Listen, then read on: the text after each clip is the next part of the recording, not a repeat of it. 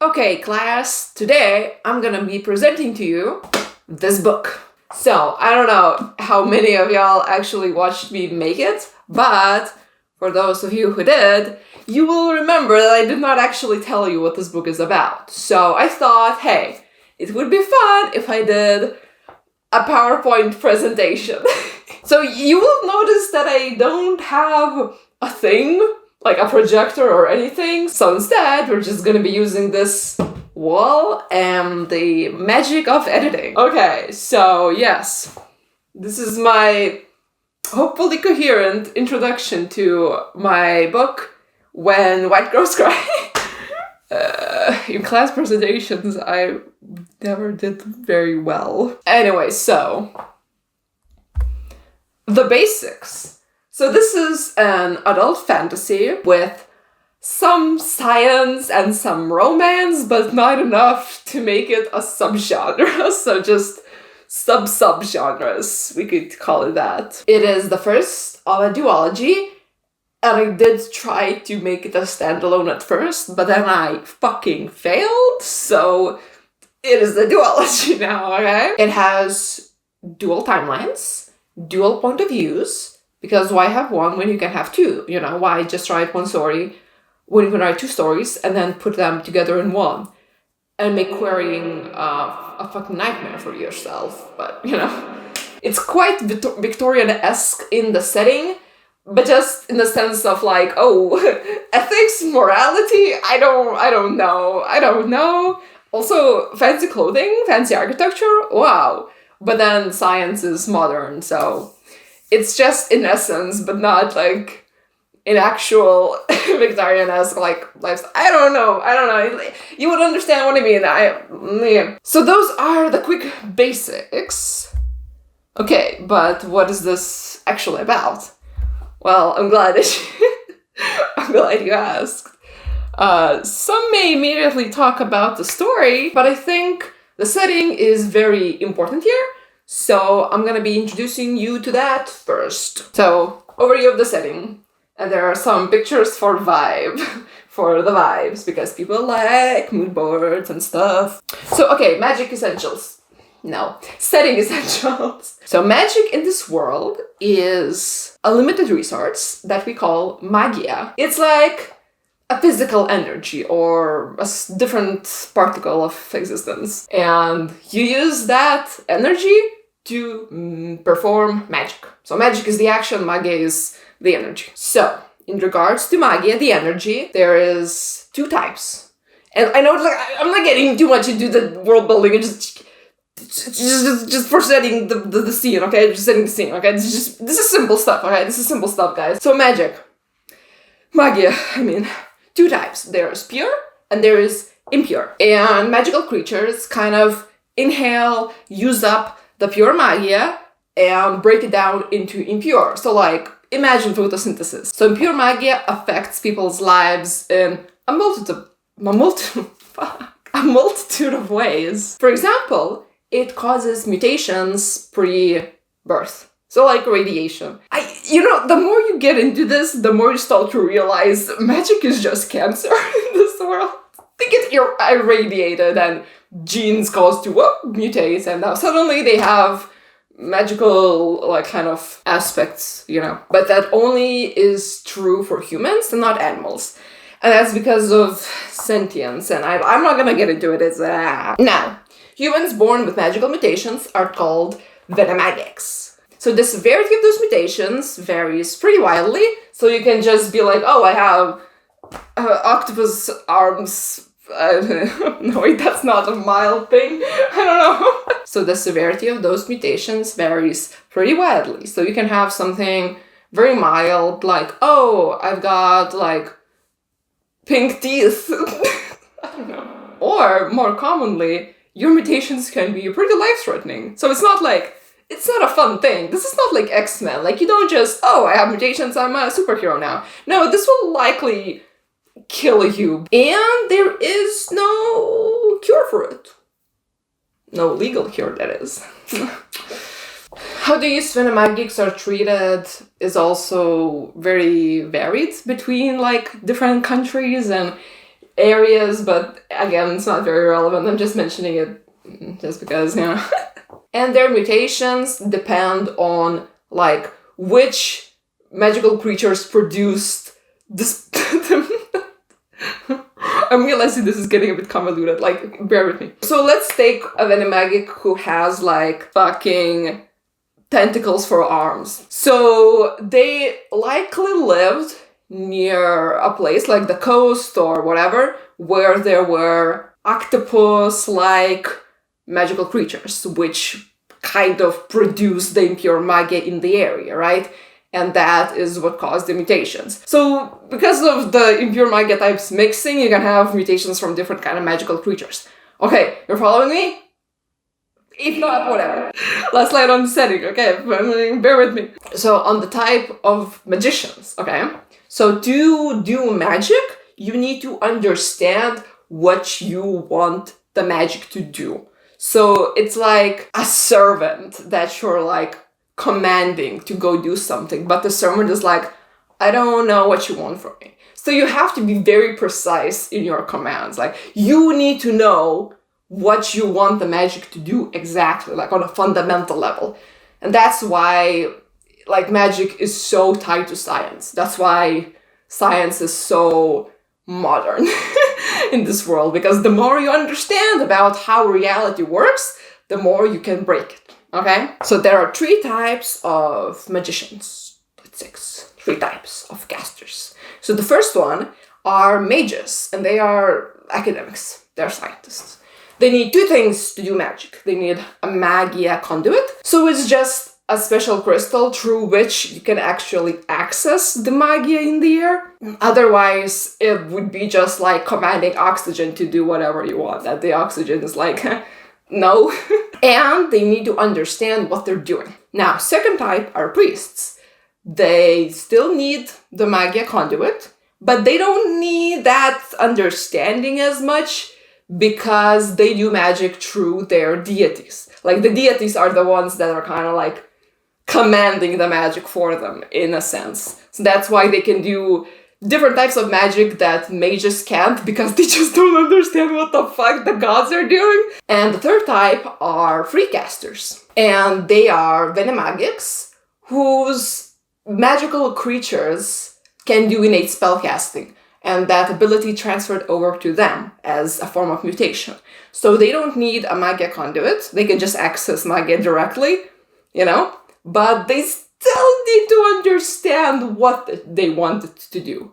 So just have a whole spectrum here. And I also included the map I drew, just for funsies, because I spent a lot of time on it, and you just look at the map. They don't really travel, but just the story takes place in 2 towns. Okay, now the fun part. Characters. First, however, past timeline. Remember I mentioned 2 timelines, so we're tackling the past one first. Okay, we have the main character. Finally got to it. The main character, Quill. I included a little picture I drew of him, so please appreciate my artistic efforts. So he is a mage and a scientist, so just kind of the first category of magicians, a mage, who's really good at what he does. So he's a bit of a prodigy, a bit of a torture genius, if you will. Like, I fucking love that trope, and I had to include it because and specifically, he excels at transmutation. I just think it's the superior type of magic. Like, it's so cool to me personally, so I'm just like, I'm gonna write a whole story about transmutation. There's other magic types that exist, but this is specifically about transmutation, okay? And as you would expect, transmutation is incredibly sciencey, okay? Like, for example, I've got these metal scissors, and I don't know what metal this is. Like, stainless. Well, I guess it's stainless steel, so I guess I do know the metal. I have a stainless steel pair of scissors here. And say I want them to be gold. I can't just do that. I need to know exactly how stainless steel is on a molecular level. Molecular. on a molecular level, okay? And I need to do the same for gold. Because I need to know what I should tell Magia to do. Like, how should the molecules in this be rearranged so that it's no longer steel but gold. I'm gonna give it a get.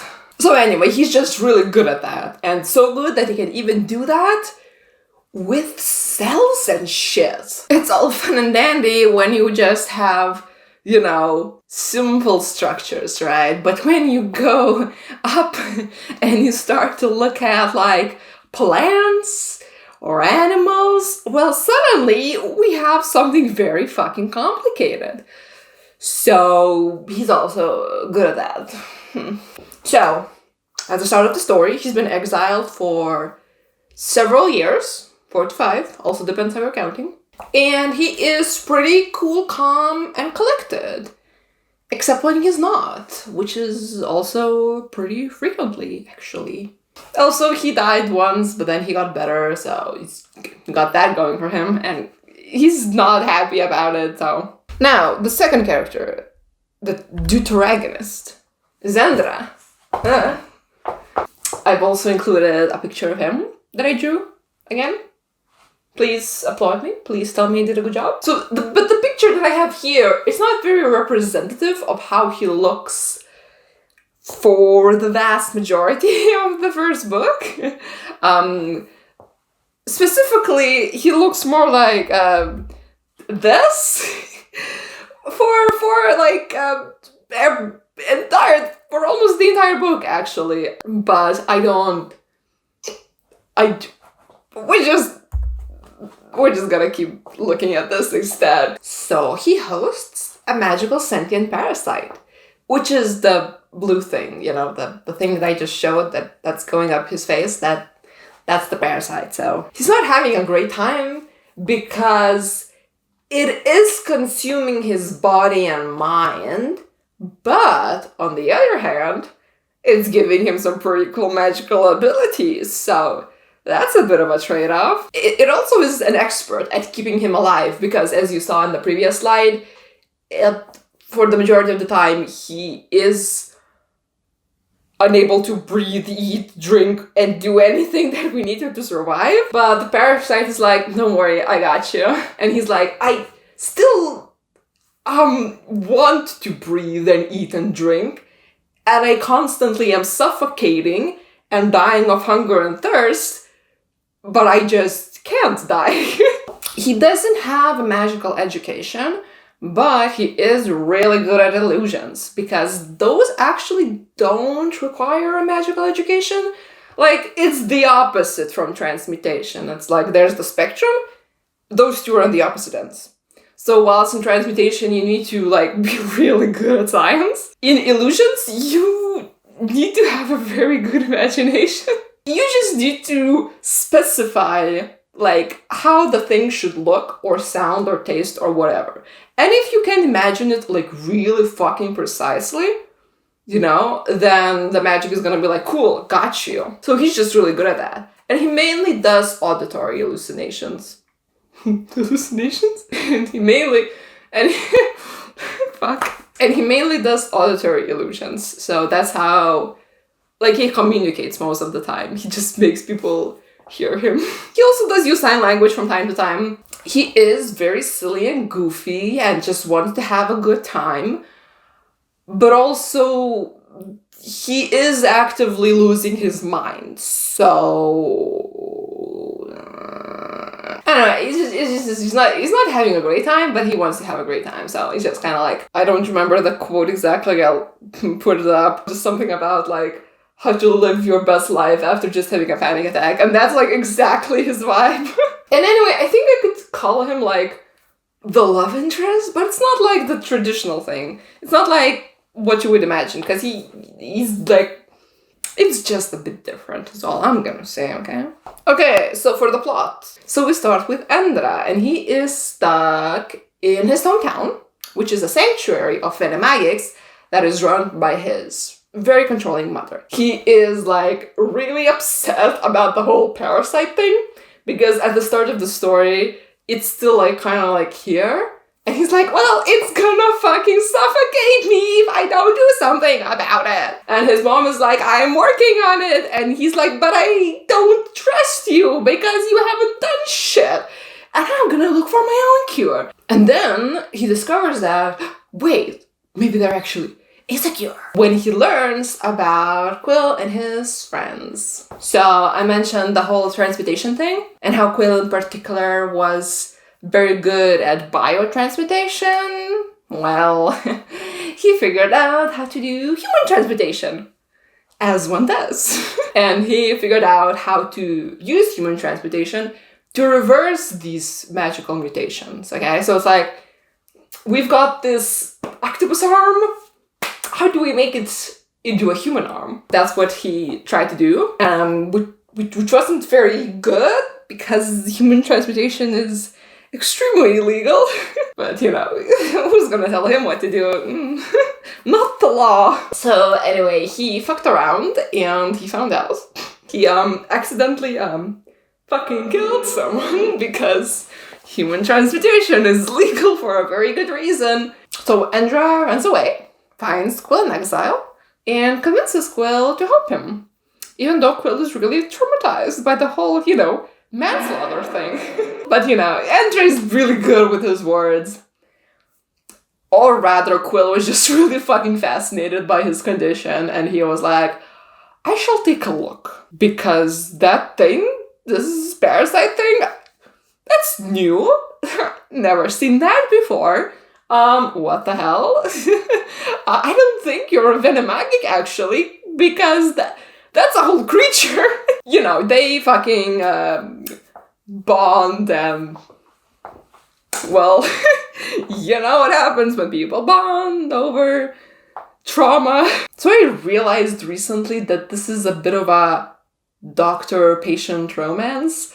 Like, he's not technically a doctor, and Endra isn't technically a patient, but the vibes are there. Anyway, now for the present timeline. So we have the secondary characters, because the past timeline is just dumb. But anyway, in the present we have more people. So, here we have the first and most important secondary character, Mistress Clarion Silwa. And I've also included a picture of her, because I'm just so nice. She is currently the headmistress of Ciel Academy, which is the most prestigious university of magic in the country. And it is a university, so it is like upper education. She is Quill's former academic mentor, and they have a really bad relationship. And it's like very complicated.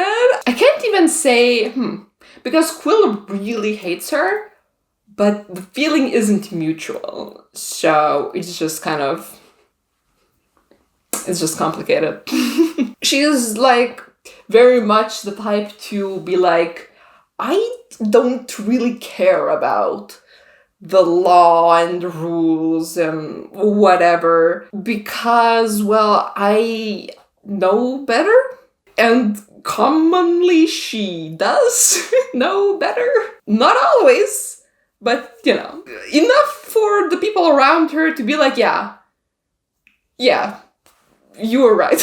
And also she just kind of like has this reputation of being like, yeah, I'm still gonna do what I want to do, and you're gonna let me, because if you try to stop me, I'll somehow make it legal. We also have the research team, because this is a science story. Anyway, first up, Mistress Avriel Kalion. She is a Venemagic, studying other Venemagics, which is a little cliche, but that is pretty common in this world. She is really good at abjuration, which is just like protection magic, repellent, you know? She looks like an evil witch, but she's actually really chill. Because I just really wanted to write a character who looks fucking terrifying, but is the most chill character of them all.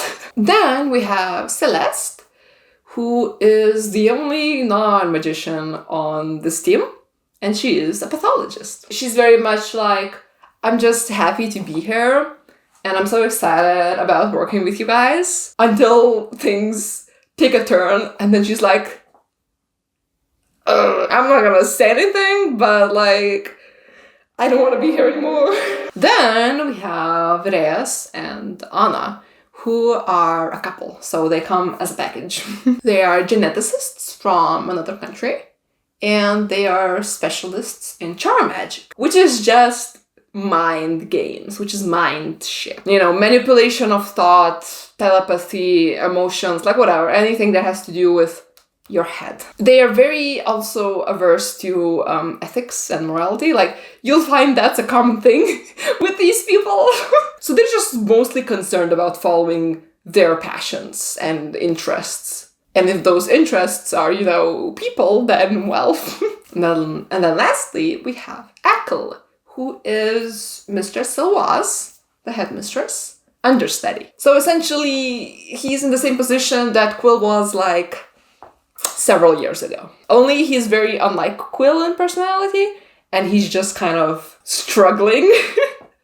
He's very anxious, he's very shy, he's very scared, but he's also very perceptive and smart and just sees more than you would think.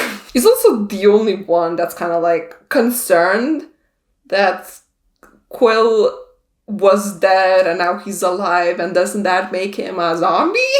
And others are like, lol, I don't care. And he's like, oh. There are more people, of course, but I don't want this to be 2 hours long. So just the basics, okay? The basics. As for the plot. So the whole story starts with Quill being like, oh, why am I alive? I died. The fuck? And he's just really confused. Until Mistress Silwa, his former mentor, is like, hey, I've got this research project and I would really like your help with it. And if you do help us with it, you will get amnesty. How does that sound? And Quill's like, I think what sounds better is you killing yourself. But then, oh no, he learns that this project actually is about the same parasite that Andra has. And specifically, they have this theory that harvesting this parasite is actually gonna create pure magia. Because pure magia is a non-renewable resource. So they're running out. And they're gonna run out eventually. And when they run out eventually, the magic creatures are gonna die. So pure magia is gonna die. So there's no more magic. That's bad. That's not good. And they're like, we have reason to believe if we harvest this parasite, it can create pure magia. And Quill's like, oh, that's all fun and good, but he actually didn't succeed entirely in ridding Andra of this parasite. Meaning, if this project is successful, if their theory is confirmed, they're gonna be on the lookout for more subjects. So, Andra would be one of them. And Quill is like, oh, no. So he's like, okay, yeah, I'll join your project. I'm just gonna sabotage it instead. Anyway, a lot of science shenanigans ensue. A bunch of, laboratory research stuff. So while he's busy with all of that and making friends with his co-workers so that if he acts sus, they won't track him out. He's also trying to find out of like, okay, what did happen with Andra after I died? He doesn't know because he died. So he's like, I need to know where he is and what happened with him. So for that, he actually allies with that parasite. Because this parasite is actually pretty reasonable. Like, as far as magical parasites go, you can like make deals with it and it'll be truthful. Like, it'll hold up its end of the deal. It's like, but also, the local Venemagus, like, they know all about Quill and his research that like got him exiled, right? And they're like, hey, you made this cure for us, and then the country exiled you for it. No, not good. We are demanding the academy and the city and the country legitimize this practice so that we may get better, okay? And they go to Quill and be like, hey, you maybe want to endorse us? Maybe you want to publicly support us? And Quill's like, no. I don't have the time or energy or will or anything to associate with you anymore, okay? Like, I did my best, and then my best got a person fucking killed, and me exiled, but that's less important. And so I can't endorse research like that, so no. And they're like, understandable, have a good day, but we're gonna say that you support us. And he's like, God. Anyway, so people are just, yeah, you are gonna help us whether you want to or not. And that's kind of the plot. Obviously, other things also happen, but you know, that's that in a nutshell. But what else would you get if you signed up for this? Well, I made this cool little word cloud for you. So we have a lot of cool stuff, such as nerd shit. It's very nerdy. If you like science and nerd stuff, you would probably like this. It also has a lot of mental illness. These people are all not good, especially Quill and Andra, but you could argue that's because of the parasite, but you could also argue maybe it's not because of the parasite, it's a whole thing. It also has Demi-Rep. That's what I meant about the romance being a bit kind of like non-traditional, if you will. We have academics and governing, because, you know, that's fun. A lot of verbal sparring. Like, people don't fight physically here, but they do really fight with their words. So a lot of banter, I guess you could say also. But just more violent. We have, you know, some good medical malpractice going on, obviously. We've got, hey, they're not friends. They're co-workers. You know, it's not a friend group, it's a co-worker group. We've got also facing the consequences of your actions, because it's about fucking time you did. And you can't just die and leave this mess. No, come back here and deal with it. Of course, there's also the good old, are you self-sacrificing or are you just suicidal? And I can fix him. Taken way too fucking far. Oh, or like, more like, I can fix him, but like, no you can't. No you can't. No you can't. You're gonna make him worse. You're gonna make each other worse. Because mental illness does not work like that. It's just a quick little scan of what this is about, but obviously there's way more to that than what I've put here, but just kind of, again, keeping it relatively short, I'm hoping. So like, there's a lot of themes that I didn't mention. For example, bodily autonomy is a really big one. Then there's like grief. How do you deal with that? How do you deal with someone you loved dying and then you grieving them and then them being alive again? How do you deal with that? How does the person deal with that? That's a thing. So more so like the horrors of resurrection, but like both physical and psychological. We've obviously also got eccentric scientists, you know, and when is academia taken too far, like the gray morality of science, and just, you know, a bunch of other things. But my throat is getting dry, so I'm gonna keep it at that. So in general, you're just gonna have a good time if you get into this. But also you realize that I think this is niche, right? This is pretty niche, I think. I think no. I think if this is something that you're into, you're gonna be into it. And if it's not, you're not. Anyway, thank you for your attention. Yeah, so this is me doing a quick little rundown of what my main story is about. And I hope you enjoyed. I hope you had fun. And I hope you kind of understood what it's about. And if not, well, so yeah, anyway, what are you writing about? What are your stories about? Is anyone else doing fantasy? Anyone else doing dual timelines? If so, let me know. Also, let me know what you thought. Maybe subscribe, like, and I will see you next time. Bye!